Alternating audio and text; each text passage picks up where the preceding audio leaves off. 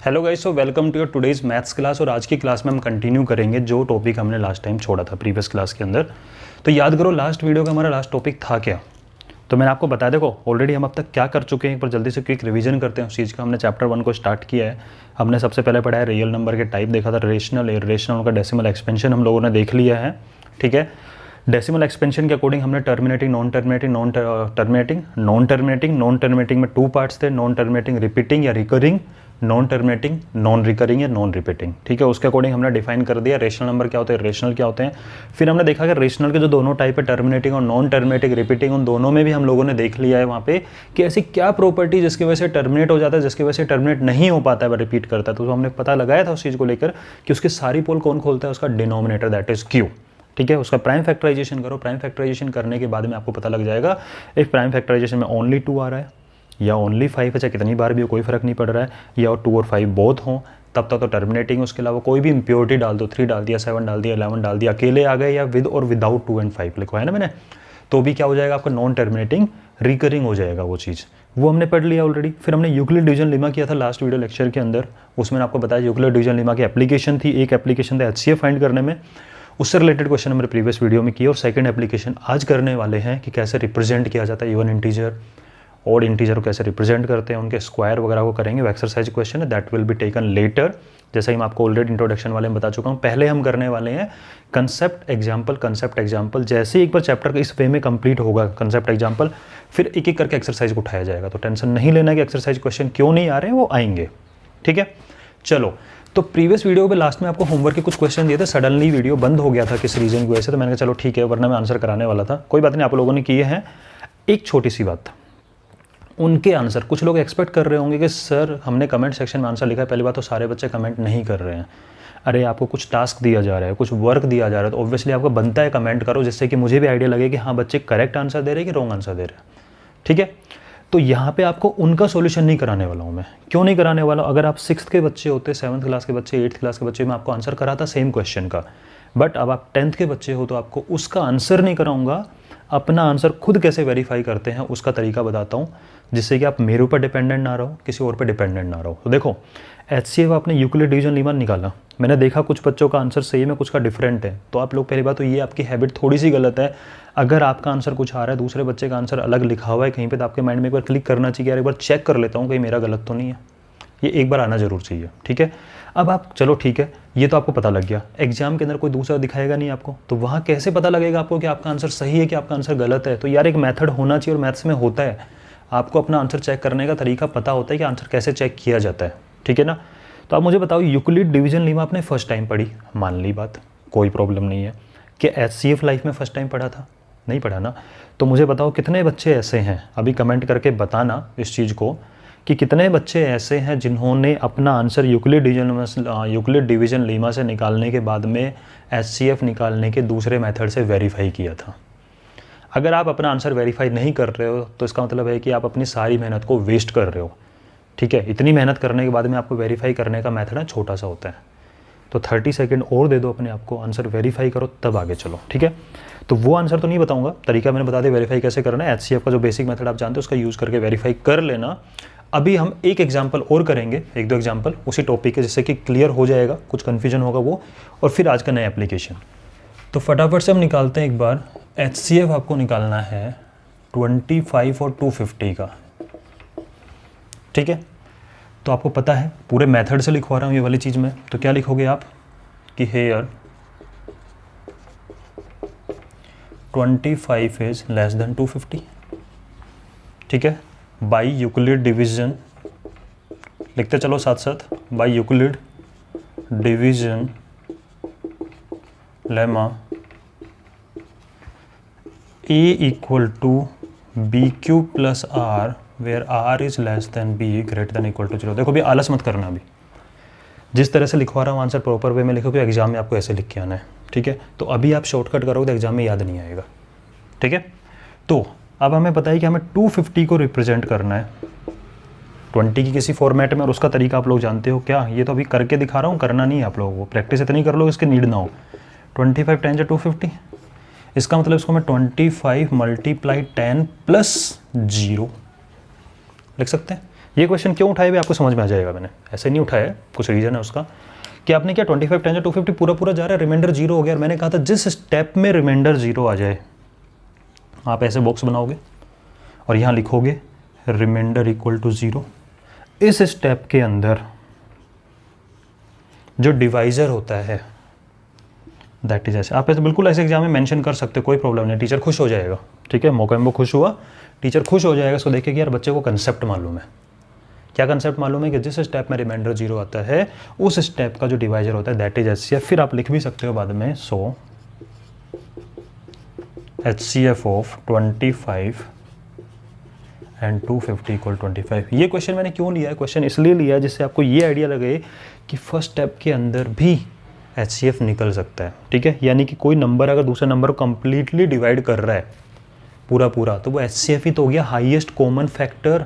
ये 25 का 250 का फैक्टर नहीं है, बिल्कुल फैक्टर है। 25 का 25 का फैक्टर नहीं है, बिल्कुल फैक्टर है।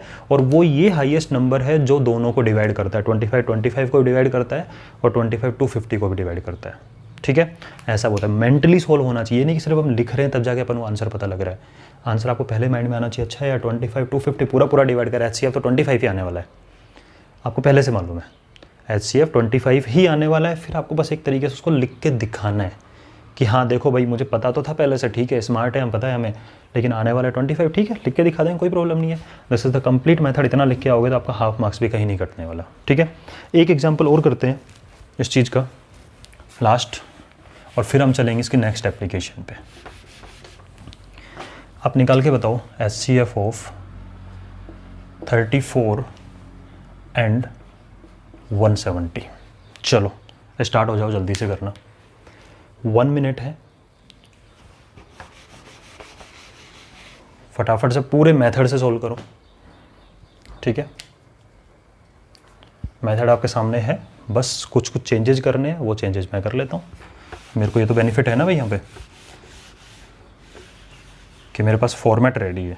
ठीक है, इडली का सांचा होता है ना, तो घोल तैयार है, सांचा रेडी है, घोल उठा के डालना है बस उसके अंदर, इडली तैयार। ठीक है, तो वही वाली चीज़ है, करो जल्दी से, लास्ट 20 सेकेंड।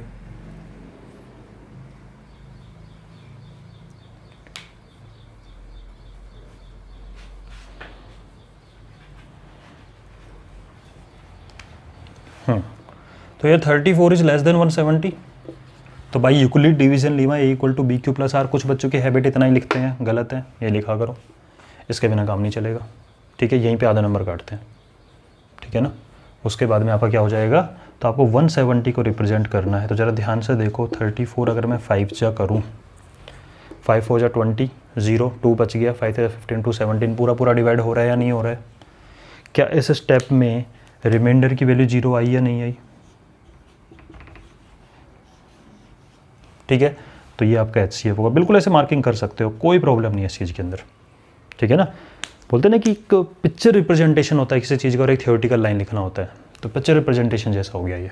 ठीक है, तो HCF of 34 and 170 equal to 34, यानी 34 वो लार्जर नंबर है, हाईएस्ट नंबर है जो दोनों को डिवाइड करेगा। देखो LCM HCF की एक डेफिनेशन बच्चों को सिखाई जाती है कि HCF वो लार्जेस्ट नंबर होता है तो दोनों को डिवाइड कर दे, दोनों को काट दे, और LCM वो लीस्ट नंबर होता है, छोटे छोटा नंबर जिसको बाकी नंबर डिवाइड कर दे, दोनों तीनों नंबर जिनका आप LCM निकाल रहे हो। ठीक है, चलो जी, तो ये आपका अब तक जो हमने किया आई थिंक आप लोगों को क्लियर होगा बिल्कुल। ठीक है, तो कमेंट सेक्शन में ज़रूर लिखना अगर अब तक में कोई प्रॉब्लम है, और प्रॉब्लम नहीं भी आप लोगों को समझ में आ गया है तो इतना लिख दो यार, yes sir it is clear. हाँ, जो भी आपको सर हाँ क्लियर हो गया ये हो गया, कमेंट में लिखना, लाइव चैट मत लिखना, बाद में दिखता नहीं हो, खत्म हो जाएगा। ठीक है, कमेंट सेक्शन में लिख सकते हो। चलो भाई, अब इसकी सेकंड एप्लीकेशन है। वो सेकंड एप्लीकेशन क्या है कि किसी भी इवन इंटीजर को या ओड इंटीजर को या उसके स्क्वायर को, क्यूब को रिप्रेजेंट करना यूजिंग दिस। बड़ा इंपॉर्टेंट क्वेश्चन है। ठीक है, मैं फिर कह रहा हूँ कि चांसेज है आपका 100% सिलेबस आ जाए, चांसेज हैं इस चीज़ के, तो इन टॉपिक को छोड़ना नहीं है, क्योंकि अगर ये होता है 100% सिलेबस आता है तो मान के चलना इस चैप्टर के अंदर जो आज की क्लास में और नेक्स्ट क्लास में होने वाला है बहुत इंपॉर्टेंट पार्ट होने वाला है। ठीक है, चलो तो उससे पहले अपन ज़रा देख लेते हैं इवन, इंटीजर और हम पॉजिटिव की बात करेंगे। ठीक है, अभी मैंने आपको बता ही दिया है कि यूक्लिड डिवीजन लेमा जो है आपका हमने अपने आप को बाउंड कर लिया है कि हम ओनली पॉजिटिव इंटीजर के बारे में बात करने वाले, नेगेटिव और जीरो के बारे में बात नहीं कर रहे हैं, ठीक है। तो हम पॉजिटिव इंटीजर बात कर रहे हैं, ठीक है भाई। तो इवन नंबर जो होते हैं आपके किस फॉर्म में होते हैं? इवन नंबर आप जानते हो 2, 4, 6, 8, और मैंने इस चैनल पे एक वीडियो बना के ये भी बताया हुआ है, आप देख सकते हो कि नेगेटिव नंबर भी इवन होते हैं, यानी -2 is also even, -4 is also even, -6 is also even, 0 is also even, ठीक है। तो नेगेटिव नंबर भी इवन और कैटेगरी में डिवाइड होते हैं, ठीक है ना। लेकिन हमें बात करनी पॉजिटिव इंटीजर की, आज पॉजिटिव इंटीजर के साथ साथ हम जीरो को इंक्लूड कर लेते हैं, ठीक है, जीरो को इंक्लूड कर लेते हैं। ओके भाई, चलो। एक कॉमन प्रॉपर्टी होती है इवन नंबर की, क्या? डिविजिबल बाई 2 होता है। हर इवन नंबर 2 से डिवाइड होगा। चेक करने का तरीका भी ये होता है कि आप क्या तो यूनिट प्लेस देखते हो 0, 2, 4, 6, 8, या फिर आप देखते हो नंबर 2 से डिवाइड हो रहा है या नहीं हो रहा है। डिविजिबल बाई 2, अच्छा जी, चलो लिख लिया होगा आपने ये। क्या मैं इसको ऐसे लिख सकता हूँ 2 × 0? इस 2 को लिख सकते हैं क्या 2 × 1? लिखते चलना। 4 को लिख सकते हो क्या 2 × 2? 6 को लिखो 2 × 3। सब में ध्यान से देखो 2 का इंटीग्रल मल्टीपल है पॉजिटिव इंटीजर के साथ में, यानी कि आप इसको एक तरीके से ये 2 फिक्स हो रहा है सब में, 2 सब में फिक्स है। 0, 1, 2, 3, 4 ये वैल्यू वेरी कर रही है, कांस्टेंट, वेरिएबल। बात समझ में आ रही है कि ये तो कांस्टेंट है आपका, 2, 2, 2, 2, 2 आता रहेगा। 2 का मल्टीपल होना चाहिए, ठीक है। नंबर 2 का मल्टीपल है तो इवन नंबर है, 2 का मल्टीपल नहीं है तो इवन नंबर नहीं है, और ये वैल्यू वेरी कर रही। तो क्या मैं इवन नंबर का एक जनरल फॉर्म लिख सकता हूँ? जो भी लिखवा रहा हूँ लिख लेना, नोट्स हैं आपके ये। क्या मैं इसका जनरल फॉर्म लिख सकता हूँ कि हाँ भाई 2x की फॉर्म होती है, कि 2 के साथ में x की वैल्यू और पॉजिटिव इंटीजर, x क्या है यहाँ पे पॉजिटिव इंटीजर, हालांकि वो नेगेटिव भी होता है, लेकिन अपन यूक्लिड डिवीजन लेमा की बात कर रहे हैं तो उसमें अपने आप को पॉजिटिव पे और इस पे बाउंड किया हुआ है 0 पे, ठीक है। चलो, तो इसका पॉजिटिव इंटीजर की वाली बात हो गई, यानी एक वेरिएबल है, यानी 2 का मल्टीपल है। अच्छा जी, चलो एक चीज़ तो ये हो गई। दूसरी बात, आप मुझे बताओ अगर मैं आपको कोई इवन नंबर देता हूँ, कोई भी इवन नंबर देता हूँ 6, नेक्स्ट इवन नंबर निकाल के बताओ, तो आप क्या कहोगे? कोई प्रॉब्लम नहीं है, +2 कर दो। मैं कहूँगा इससे नेक्स्ट इवन नंबर, बोले कोई प्रॉब्लम नहीं है, +2 कर दो। अच्छा, क्या मैं 6 से डायरेक्ट 10 निकाल सकता हूँ? बोले हाँ, +4 कर दो। बोले अच्छा मुझे नेक्स्ट नंबर निकालना, लेकिन 6 से साथ रिलेट करके बताओ। बोले कोई बात नहीं, आपने पहले 2 को ऐड करके 8 निकाला, फिर 4 ऐड करो, फिर 6 ऐड करो, 12 निकल जाएगा। बोले फिर 14 होता है नेक्स्ट, वो कैसे निकलेगा? बोले 8 ऐड कर दो। ये बात सबको पता है। इसका मतलब अगर इवन नंबर आपको निकालना है, जनरल फॉर्म की बात चल रही है, क्योंकि यही आप प्रूव करने वाले हो, तो प्रूव करने से पहले समझ तो लें है क्या, फिर प्रूव करना सीखेंगे इसको। तो ये इवन नंबर का फॉर्मेट होता है। तो जनरल फॉर्म होता है 2x का, और क्या लिख सकते हो आप इसको? 2m भी तो लिख सकते हो। वेरिएबल को तो आप किसी चीज़ से डिनोट करो, a से लेकर z तक का खूब ऑप्शन अपने पास में। वेरिएबल को जरूरी x से डिनोट करना है आपको, m से डिनोट करो, या फिर इस फॉर्म को क्या मैं 2q वाली फॉर्म नहीं लिख सकता? क्या लिख सकते हो, q भी एक वेरिएबल है, ठीक है। अच्छा जी, जनरल फॉर्म आपकी हो गई, general form of even number ये होती है, ठीक है। और क्या लिखा जा सकता है? इवन नंबर कैसे कैसे हो गए? तो इवन नंबर मान लो आपने लिखा 2m, तो नेक्स्ट इवन नंबर कैसे निकालोगे? 2m + 2। कोई भी नंबर इवन है उसमें 2 ऐड कर दो, आपको क्या मिलेगा? अगला इवन नंबर मिलेगा। अभी मैंने बताया कि उस इवन नंबर, इसी इवन नंबर में अगर मैं 4 ऐड कर दूं तो क्या नेक्स्ट इवन नंबर नहीं मिल जाएगा? इसका मतलब कभी भी आपको ये वाला फॉर्म नज़र आ रहा है 2x, 2m, 2q, 2p, 2 का multiple, that is even, +2। Even के साथ में +2 करो, क्योंकि आप लोगों ने देखा है जितने भी इवन नंबर इनमें 2 का गैप होता है, ठीक है। +2 +2 +2 +2 चलता रहेगा। तो ये आपका इवन नंबर का फॉर्म हो गया, ये अभी हम प्रूव करेंगे, ठीक है। लेकिन उससे पहले जरा एक बार ओड नंबर पे और नज़र डालते हैं, और इवन और ओड के रिलेशन पे नज़र डालते हैं, और उसके बाद में फिर इनका प्रूव करने पे आ जाएंगे। क्योंकि कोई भी चीज़ प्रूव करना बाद में सीखना चाहिए, पहले उसके बारे में समझ लो कि वो होता क्या है। अब डालो जरा ओड नंबर्स, ठीक है। तो ओड नंबर की अगर हम बात करें तो आप ओड नंबर जानते हो, हम पॉजिटिव की बात चल रहे हैं, ठीक है, पॉजिटिव इंटीजर। तो 1, 3, 5, 7, 9 ऐसे चलता रहेगा। अब कोई कहेगा सर इसको मान लो ना 2q, या इसको मान लो x, सुनना अभी, लिखना नहीं है। कोई कहेगा सर इसको x मान लो, और बोले ठीक है मान लिया, चलो। बोले नेक्स्ट नंबर x + 2, बोले ठीक है x + 2 है। लेकिन ये जनरल फॉर्म नहीं बन सकता। क्यों नहीं बन सकता? डाउटफुल केस है। अगर आपसे किसी ने पूछा कि बताओ भाई इवन, ऐसा नंबर बताओ कोई एग्जांपल जनरल फॉर्म में कि जिसको कोई चैलेंज ही ना कर सके कि ये इवन नहीं है, ठीक है, मतलब आप जो भी बात बोलोगे उसको चैलेंज नहीं करना चाहिए। तो आपने बोला ठीक है इवन नंबर 2m होता है, वो कहेगा अच्छा पक्की बात? बोले हाँ पक्का। बोले पक्का? हाँ पक्का। वो आजकल चल भी रहा है ना इंस्टाग्राम वगैरह पे, पक्का पक्का वाला, वही पक्का है, ठीक है। तो बोले कि कैसे? बोले तो m की जगह पे कुछ भी रख ले, तेरी मर्जी है वो रख ले यार m की जगह पे। मैंने बोल दिया इवन नंबर 2m होता है, m की जगह पे मर्जी है वो रख ले, ओड रख ले, इवन रख ले, जीरो रख ले, नेगेटिव रख ले, पॉजिटिव रख ले, वो इवन ही होगा। क्यों? बोले भाई m चाहे कुछ भी हो ये 2 से तो डिवाइड होगा ना, ठीक है। यानी 2m अगर आपने बोल दिया, 2x अगर आपने बोल दिया, 2p आपने बोल दिया, इसको कोई चैलेंज नहीं कर सकता, ठीक है, ये इवन होगा। बट अगर आपने किसी को बोला कि ओड नंबर x रिप्रेजेंट कर दो, तो कहेगा अच्छा x का मतलब वेरिएबल। बोले हाँ x का मतलब वेरिएबल। बोले मेरी मर्जी वो रख लो। बोले नहीं नहीं नहीं यार तेरी मर्जी वो मत रख। बोले क्यों? बोले यार नहीं नहीं ओड रखना है इसकी जगह पे। बोले ये क्या बात हुई? बोले फिर क्या जनरल फॉर्म हो गया है? जनरल फॉर्म का मतलब होता है सबके लिए सेम होगा। बोले तुमने खुद ने बना दिया है तो इसका मतलब आप x से रिप्रेजेंट नहीं कर सकते। तो ऐसा कोई चीज़ नंबर बताओ जो पक्की बात है कि सामने वाला चाहे कुछ भी रख ले वो ओड ही होगा हर बार। चलो तो इस ओड नंबर का जो जनरल फॉर्म रिप्रेजेंटेशन है उसका रूट निकलेगा इवन से। कैसे? जरा एक बात करते हैं। 0 इवन है, ठीक है, 1 ओड है, 2 इवन है, 3 ओड है, 4 इवन है, 5 ओड है, 6 इवन है, 7 ओड है, चलता रहेगा। यानी इवन नंबर में अगर मैं 1 ऐड करता हूँ तो मुझे क्या मिलता है? ओड, ठीक है। इस इवन नंबर में, इनको लिख लेना भाई, इस इवन नंबर में 1 ऐड करता हूँ तो मुझे ओड मिलेगा, ओड नंबर में 1 ऐड करूँगा तो मुझे इवन मिलेगा, और फिर इवन में 1 ऐड करूँगा ओड मिलेगा, इवन में 1 ऐड करूँगा ओड मिलेगा, इवन 1 ऐड करूँगा ओड मिलेगा। इसका मतलब इवन नंबर में 1 ऐड कर दो, ठीक है, आपको क्या मिल जाएगा? ओड मिल जाएगा। अच्छा एक चीज़ तो ये हो गई। अब मैं एक इवन नंबर पकड़ रहा हूँ, इसका मतलब ये हो गया कि जनरल फॉर्म की अगर अपन बात करें पहले, तो बोले क्या जनरल फॉर्म क्या होता है? बोले जनरल फॉर्म होता है even number plus 1। General form क्या होता है इसका? Even number plus 1। बहुत काम की बात है, क्योंकि मैंने पहले बोला है प्रूव करने वाले क्वेश्चन तो हलवा है। जैसे HCF वाला क्वेश्चन था, अगर आपको HCF मालूम है तो कैलकुलेशन ही तो बात की बात। तो ऐसे प्रूव करने वाला भी एक फॉर्मेट है, वो फॉर्मेट तो आप सीख जाओगे 1-2 क्वेश्चन में, लेकिन अगर ये नहीं आया तो वहाँ कन्फ्यूज होते घूमेंगे। तो बोले जनरल फॉर्म क्या बना ओड का? बोले इवन नंबर प्लस 1। और बोले इवन नंबर का जनरल फॉर्म क्या था? बोले तो था 2m। तो बोले 2m प्लस 1 क्या इसका फॉर्म हो गया? बोले बिल्कुल हो गया, कोई चैलेंज नहीं कर सकता, कोई माई का लाल चैलेंज नहीं कर सकता इस चीज़ को।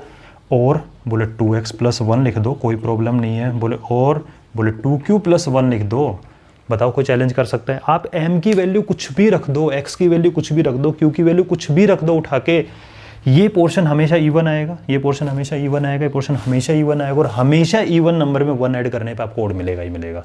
That is general form of odd number, हमेशा होता है 2x प्लस 1। ये आता है बोर्ड में, आप ये मत सोचना कि ये टाइम पास के लिए चल रहा है, ठीक है। ये बोर्ड में क्वेश्चन आता है which of the following is the general form of odd number, which of the following general form of even number, और बच्चे क्या गड़बड़ करते हैं? x प्लस 1 देख के आंसर लगा देते हैं। नहीं हो सकता x प्लस 1, क्यों? बोले मैंने x को ओड माना तो प्लस 1 तो इवन आ गया। वो मैंने समझा चुका आपको कि चैलेंज नहीं होना चाहिए कोई भी, आपकी मर्जी कुछ भी रखो। तो इवन नंबर का general form 2m, 2x, 2p, या फिर प्लस 2 प्लस 2 प्लस 2 तो चलता ही है, ठीक है, क्योंकि किसी भी इवन नंबर में 2 ऐड करने पर हमेशा इवन मिलता रहेगा। और ओड नंबर का जनरल फॉर्म हो गया इवन नंबर प्लस 1, यानी 2m प्लस 1 या 2x प्लस 1 या 2q प्लस 1, इसको लिख लेना। और अगर आप इसको पूरा प्रॉपर तरीके से वैसे लिखना चाहो तो ओड नंबर कैसे कैसे बनेंगे? बोले अच्छा एक चीज़ और बताना, ओड नंबर से नया ओड नंबर कैसे मिलता है? बोले 2 ऐड करने पर। तो मैंने ओड नंबर के लिए लिखा भाई 2m प्लस 1, तो नेक्स्ट क्या होगा? बोले 2 ऐड कर दो, ओड में 2 ऐड करो वापस ओड मिलेगा। तो बोले क्या, तो क्या 2m प्लस 3 नहीं हो जाएगा? बोले ये भी ओड है, ये भी क्या है? ओड है। बोले अच्छा, बोले फिर नेक्स्ट ओड कैसे मिलेगा? बोले फिर 2 ऐड कर दो ओड में। तो क्या मैं 2m प्लस 3 में 2 ऐड करूँगा तो 3 प्लस 2 5 नहीं हो जाएगा? तो ये आपके ओड नंबर चलेंगे, 2m plus 1, 2m plus 3, 2m plus 5, या 2x plus 1, 2x plus 3, 2x plus 5, या 2q plus 1, 2q plus 3, 2q plus 5। I hope आपको क्लियर हो गया होगा what is the general form of even number and what is the general form of odd numbers, ठीक है। अब एक simple सा क्वेश्चन करते हैं, आज स्टार्ट कर ही देते हैं उस चीज़ को।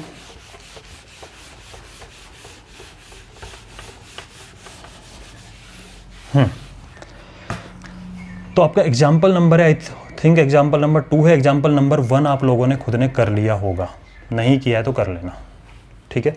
एग्जाम्पल नंबर आपको HCF फाइंड करना, नंबर थोड़ा बजट बड़ा है 12,000 तो वो 4,000 3 टाइम मल्टीप्लाई करके देखो, उसके आसपास आके तुरंत निकल जाएगा 2-3 स्टेप के अंदर, ठीक है। एग्जाम्पल 2 की बात करते हैं। एग्जाम्पल 2 क्या है, मुझे एग्जैक्टली लैंग्वेज याद नहीं है, फिर भी देख लेते हैं। शो दैट एवरी, लिख लो इस क्वेश्चन को, positive even integer can be represented in 2q form, in 2q form and positive odd integer, ठीक है, शॉर्ट में लिखा है पॉजिटिव ओड इंटीजर, इसको रिप्रेजेंट करना है अपन को 2q+1। तो कहोगे देखो सर अब हमें आता है क्या, बोले कि इवन पॉजिटिव इंटीजर तो 2q वाला फॉर्म होता ही है और ओड इंटीजर का 2q+1 होता है। अब इस बात को प्रूव कर दो। तो प्रूव करने एक तरीका तो वो है जो अभी हमने किया था नहीं, रामायण करके, भाई पूरा डिटेल में लिख के अब सामने वाले कैसे समझाओगे पेपर के अंदर ये चीज़, ठीक है। तो प्रूव करने की, अच्छा एक चीज़ और है इसके अंदर, यूजिंग यूक्लिड डिवीजन लेमा, ठीक है, उसका यूज करने वाले हैं। तो क्वेश्चन आप लोग नोट करो तो नोट कर लो, नहीं तो एग्जाम्पल नंबर 2 डाल लो, वो आपकी बुक में लिखा हुआ है। यानी कहने का मतलब अब ये हो गया कि जितना कुछ आज हमने पढ़ा है अब उसका सारा, जैसे होता है ना काढ़ा बनाते हैं कि सब कुछ डाल के निचोड़ निकाल के अब काढ़ा तैयार करना है, तो वही वाली चीज़ें, मतलब हमें प्रूव ये करना है कि इवन तो है 2q वाला फॉर्म और ओड है आपका 2q+1 वाला फॉर्म, ठीक है। यूज किसका करना है, यूक्लिडेशन लेमा। मैं प्रॉपर सॉल्यूशन करा रहा हूँ और थोड़ा एक्स्ट्रा डिटेल हो सकता है इसका, इसलिए मैंने आप लोगों को बोला था कि जब नोट्स बनेंगे और जब एग्जाम्पल करेंगे उस टाइम पर पूरा फोकस करके समझो। एक्सरसाइज नहीं कराऊंगा और एक्सरसाइज कराते टाइम फिर उतना ही लिखवाऊंगा जितना जितना आपको बोर्ड में लिखना है, ठीक है। तो क्या लिखोगे, बाई यूक्लिड्स डिवीजन लेमा। क्यों, क्योंकि इसका यूज करना है, और जिसका यूज करना हो ना, देखो एक बात सिंपल सी होती है, जब जिसका यूज करना उसको बेचारे क्रेडिट दे दिया करो, ठीक है। आजकल तो क्रेडिट की लड़ाई है, आप लोगों ने देखा होगा कि मूवी मेकर होते हैं, उसका अनाउंसमेंट कर देते हैं, सामने वाला केस ठोक देता है उसके ऊपर। वो तो शुक्र है फॉर्मूला केस नहीं ठोकते आपके ऊपर कि यार हमें यूज़ कर लेते हैं, लेकिन हमारे को क्या बोलते हैं, लिखते ही नहीं, हमें बताते नहीं, हमें क्रेडिट नहीं देते। इसलिए जो कुछ भी यूज़ कर रहे क्वेश्चन उसको लिख दिया करो, मन में मत यूज़ कर लो उसको, ठीक है। बता दो दुनिया को कि मैंने ये यूज़ किया है, क्रेडिट दे दिया हमने उसको, अब वो शांत रहेगा, ठीक है। तो भाई यूक्लिड डिवीजन लेमा क्या होता है,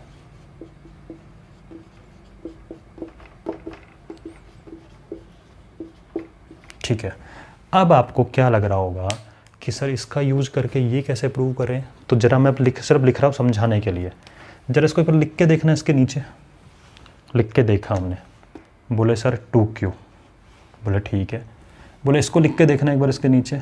अब आप देखो, आपको समझ में आ जाएगा कि हाँ कुछ कुछ तो ऐसा हो रहा है। सोचो, यहाँ q है, यहाँ भी q है ना। सेकंड थिंग, यहाँ b है, यहाँ b की जगह 2 आ गया। यहाँ r है, यहाँ r की जगह पे कुछ नहीं है, r की जगह 1 है, तो क्या है r की जगह 0 नहीं हो सकता। समझा रहे हैं अपन कि इसका यूज़ कैसे होगा, ठीक है। यानी आपको देखा आइडिया लगा कि अच्छा यूज हो सकता है, वैसा ही तो है, जैसा नेचर इसका है वैसा नेचर तो इसका है।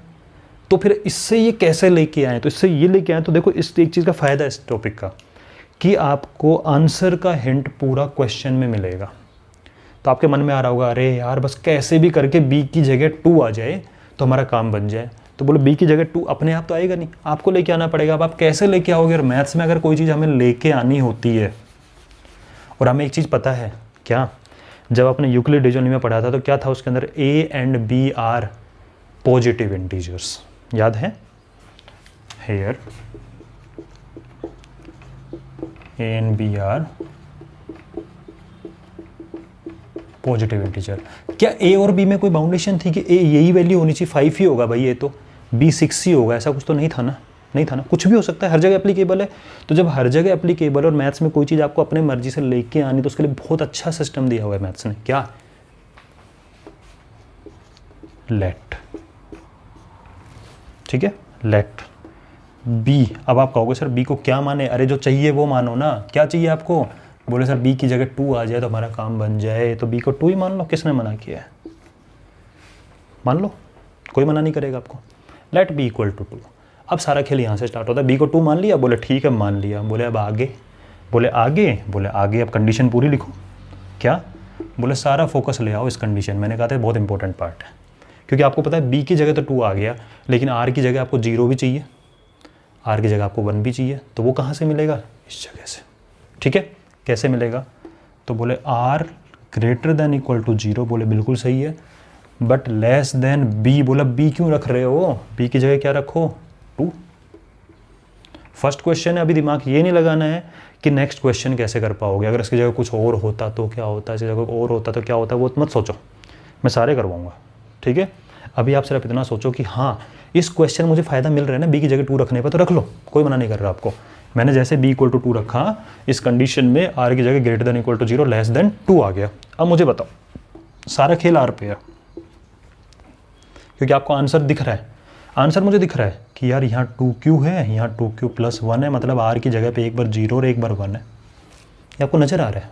ठीक है, b तो 2 आ गया मानने पर, r की वैल्यू 0 के इक्वल है, हो सकती है, r की वैल्यू 0 से बड़ी बट 2 से छोटी, 2 से छोटी है, लेस देन 2 है, 2 नहीं ले सकते आप। ठीक है, तो r की वैल्यू क्या यहाँ से 1 नहीं हो सकती। बताओ इसके अलावा r की कोई वैल्यू पॉसिबल है इस कंडीशन के अकॉर्डिंग कि r greater than equal to 0, तो ग्रेटर देन 0 और इक्वल टू 0 और r लेस देन 2। इसका मतलब ये है कि जब b की वैल्यू 2 पुट करोगे तो r की 2 ही वैल्यू पॉसिबल है।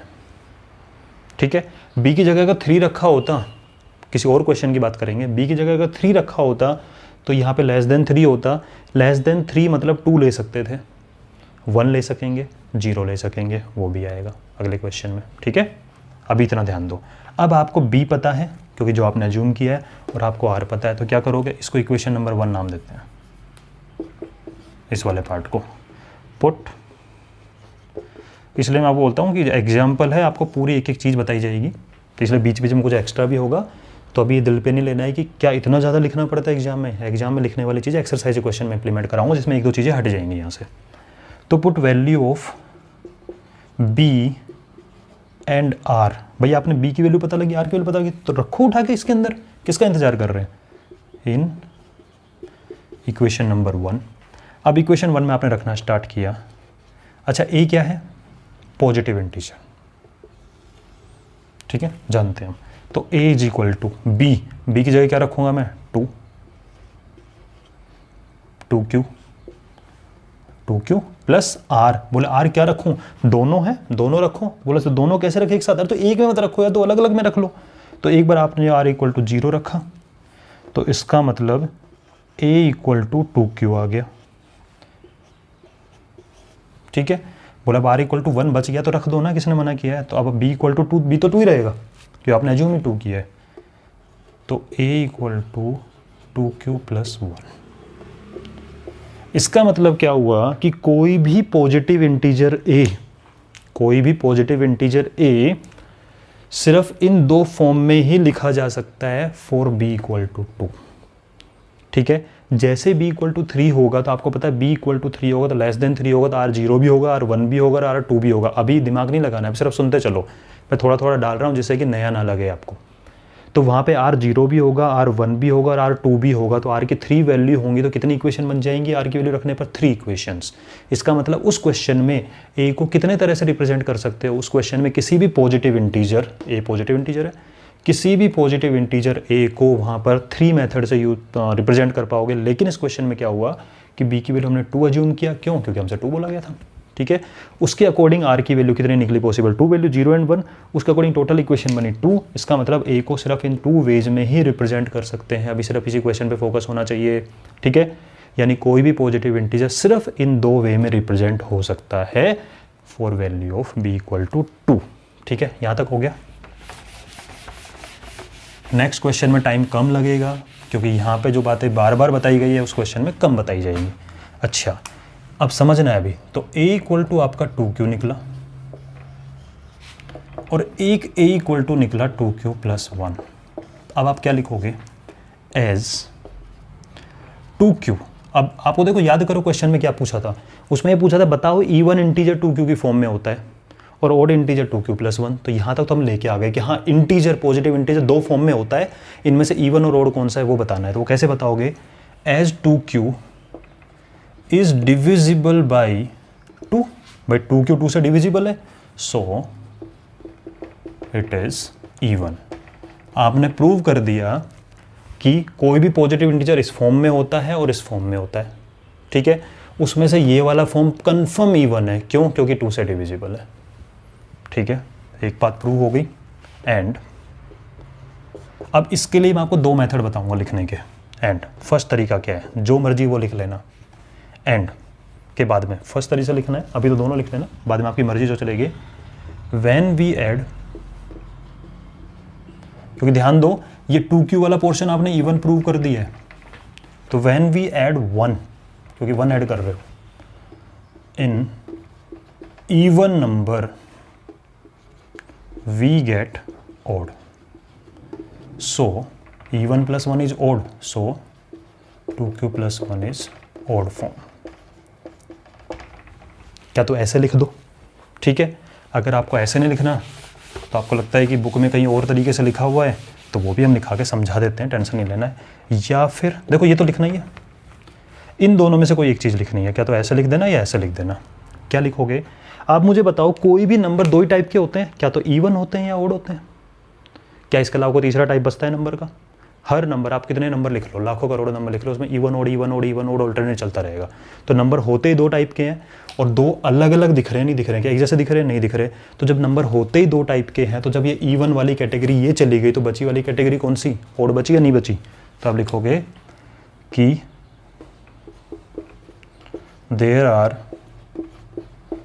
Only 2 types of numbers, even and odd, so if 2q is even, जो कि आप प्रूव कर चुके already, then 2q plus 1 must be odd, ठीक है। ये आपका क्वेश्चन बनता है कि किसी भी नंबर को, देखो मैं आपको समराइज कर रहा हूँ, टेंशन नहीं लेना है। फर्स्ट क्वेश्चन था इस टाइप का, लाइफ में पहली बार देखा होगा आपने इस टाइप का क्वेश्चन प्रूव करना, तो प्रूव करने वाले क्वेश्चन में थोड़ा डिटेल ज़्यादा होता है। क्या किया देखो, सुनो ध्यान से, एक बार इसको नोट कर लो, मैं क्विक रिवीजन करा देता हूँ इस चीज़ का, ताकि नेक्स्ट क्लास में फिर बाद में बी की वैल्यू, अब आपके मन में काफ़ी क्वेश्चन आ रहे होंगे, बहुत क्वेश्चन आ रहे होंगे आपके मन में, समझ रहा हूँ इस चीज़ को देखकर कि सर 2 ही क्यों रखा। तो उसका आंसर है भाई क्वेश्चन की डिमांड थी, वहाँ पे आपको 2q और 2q plus 1 की नीड थी। जिसकी नीड थी 2q और 2q plus 1 की। किसी के मन में आ रहा होगा सर अगर वहाँ पे 4q और 4q plus 1 होता तो किसने मना किया है, रख दो ना, लेट बी इक्वल टू 4 रख देना, किसने मना किया है। तो r की वैल्यू लेस देन 4 और ग्रेटर देन इक्वल टू 0, तो r की वैल्यू यहाँ से 0 भी बोले है, r की वैल्यू 1 बोले है, r की वैल्यू 2 बोले है, r की वैल्यू 3 है ना, किसने मना किया है, आएगी, ठीक है। तो किसी भी, अब देखो जो क्वेश्चन किया है इसको बस आराम से इतना ही समझना है कि आपको इसका एक एक स्टेप समझ में आना कि इसमें क्यों कर रहे हैं इस क्वेश्चन में वाली चीज़, अदर क्वेश्चन में कैसे होगी उसके लिए मैं बैठा हूँ, टेंशन नहीं लेना है, ठीक है। तो इतना जितना करा इसका रिवीजन करना, नेक्स्ट क्वेश्चन की टेंशन नहीं लेनी, और मिलते हैं नेक्स्ट वीडियो में, कंटिन्यू करेंगे इस चीज़ को, ठीक है।